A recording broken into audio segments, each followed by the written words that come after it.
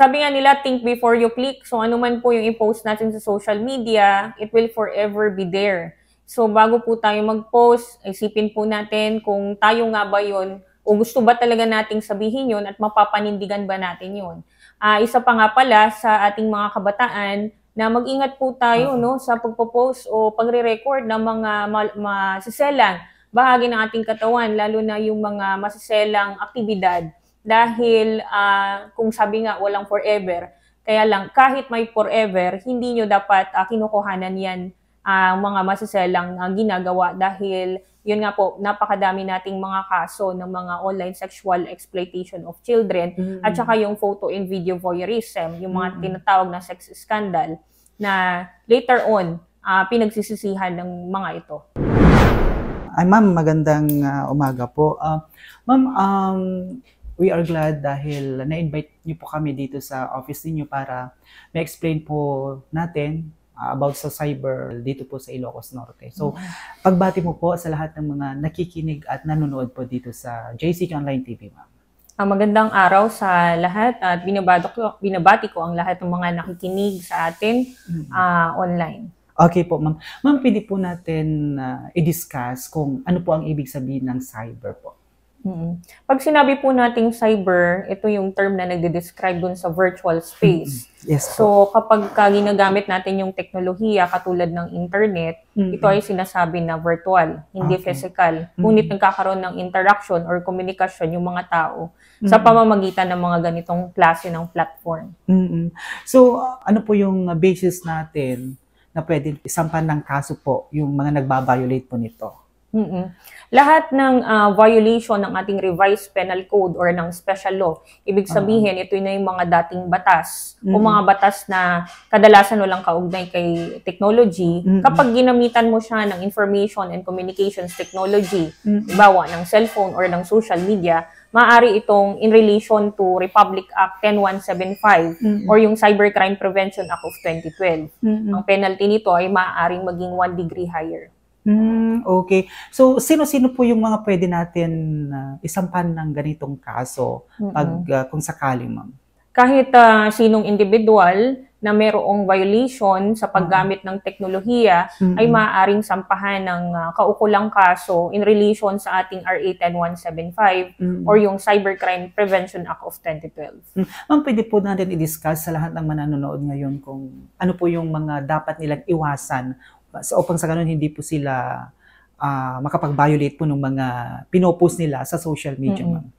Ayun nga po, sa ating bayan o probinsya ng Ilocos Norte, ang nangungunang kaso ngayon ay sa tinatawag nating cyber libel or yung libel under RA 10175 or Cybercrime Prevention Act of 2012. Lalo na nalalapit na yung ating halalan o yung eleksyon natin. So, madalas may mga siraan o mga posts online. Hindi lang yung mga kandidato, but yung mga individuals na mga mamamayan o regular na mamamayan, kapag kayo ay nag-post at maaaring ito ay may malicious content, pwedeng offending sa kabilang partido or makasakit ito, kayo ay maaaring makasuhan ng libel under RA 10175. So kapag tayo ay may hinanakit sa ating kapitbahay, o kaya naman sa kahit sino man, huwag po nating i-post ito at ugaliin natin na mas maigi, pag-usapan po ng mabuti. Yes, ma'am. Kunyari yung mga marites, we know naman na mga marites minsan maraming chuchu-chuchu. So, pag may mga na-post sila na pwedeng ikasisira sa mga minamarites nila, ito ba yung subject natin para sampahan ng ganitong kaso? Maaari po. Opo. Maaaring sampahan ng kahit sino man kapag yung post mo ay nakasakit. Maging ito man ay totoo. Halimbawa, meron kang hindi masingil sa utang. At totoo namang may utang nga yung kapitbahay mo, ngunit ipinost mo siya. Ito ay kasiraan pa rin ng kanyang reputasyon. At maaari mo pa rin ma-violate yung ating libel under RA 10175. Okay. Ma'am, this coming Friday ay mag-uumpisa na po yung election period natin. So yung mga supporters po, yung mga different candidates, kunyari pag may mga na-post sila na pwedeng panira sa kabilang kampo, pwede pong ganun, ma'am. Pasok sa cyber po yun. Well, sa politics naman kasi may mga certain mga comments na acceptable, Okay, ma'am. being public figure. Oo. However, meron din yung mga hindi na dapat o below the belt or ito ay personal na or walang basihan.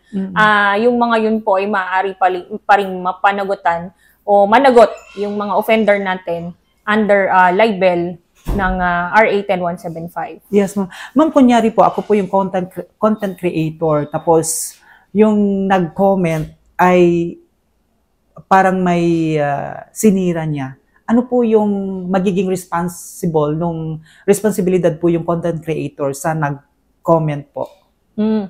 Meron tayong tinatawag na original author. So, Okay, yes, ma'am. Oo. So, ang magiging compliant o ang ibig ko sabihin, ang mapapanagot ay ang original author ng post. Oo. So, siya yung may investigate. Ngunit maaari ding magkaroon ng accountability yung nag-comment, depende doon sa kanyang komento. Okay. So, ma'am, kunyari po, yung sinira po ng isang tao, kanino po siya re-reklamo? Sa PNP or anong office po? Maaari po silang magreklamo sa kahit anong law enforcement authorities po natin. Nandito tayo, Philippine National Police. Maaari din po sa National Bureau of Investigation. Sa mga local police units natin, maaari din po. Or it's your option kung kayo ay magtutungo sa ating tanggapan sa PNP Anti-Cybercrime Group dito sa Lawag. Yes, so, ma'am, sa ibang dako po, dito sa Ilocos Norte, ano po yung observation po natin, lalong-lalo na marami na pong mga vloggers, maraming nagpo-post sa mga their social media account. So ano po yung natin dito, assessment po natin dito sa Ilocos Norte pagdating sa cyber po? So far, ang nakikita ko, sa pagdating sa mga cybercrime, wala namang gaanong mga malalalim na mga cyber crimes na nagaganap dito sa ating probinsya ng Ilocos Norte. Yun nga lang nangunguna yung cyber libel natin. Idinadaan sa social media, siguro sa kanilang pag-iisip na sila ay hindi masasakote, ngunit ang ating PNP Anti-Cybercrime Group sa tulong ng ating Ilocos Norte Police Provincial Office ay maaari na makita yung inyong pagkakakilanlan. Kaya wag po nating ugaliin na gamitin yung social media sa paninira po ng kahit sino man. Ma'am, sa online scam po, ano po yung pwede natin gawin sa mga nag-i-scam sa ngayon, ma'am? Okay. Ang online scam, actually, ito yung sumusunod na mataas, na hindi naman ganun kataas sa probinsya ng Ilocos Norte. May mga e-wallet accounts, okay, na ginagamit. May mga online banking accounts at kung ano-ano pang mga financial accounts ang ginagamit. Maaari po silang makita yung pagkakakilanlan nila sa pamamagitan po ng ating mga cyber warrants. Kung sino ho yung nakarehistro doon sa mga SIM cards or sa mga e-wallet or mobile banking, ay maaari po nating mapadisclose yan sa pamamagitan ng ating warrant to disclose computer data. Kaya mag-ingat po tayo na huwag tayong magbenta, huwag magpahiram ng mga e-wallets dahil ito po ay ipinagbabawal ng batas po natin. Okay, ma'am. So, ma'am, may mga mensahe po tayo sa lahat ng mga province mate natin para alam po nila yung kanilang gagawin kung sakaling may mga na-post sa mga social media po. Opo. In terms of mga na-post sa social media, yung pag-i-screenshot ay okay naman po yan. Maaari po nating magamit yan later as attachment doon sa ating case for investigation at pagpa-file po ng complaint. I-preserve po natin right away. Ayun nga, sa pamamagitan ng screenshot natin. At kung may mga witnesses po tayo para magpatunay dito, ay mas maigi po. Okay po.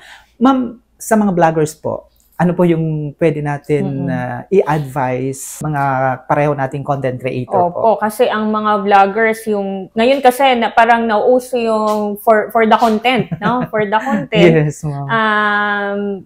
Minsan kung ano-ano na lang. Mag-ingat pa rin po tayo, i-observe natin yung ating batas na mabaviolate, katulad ng data privacy.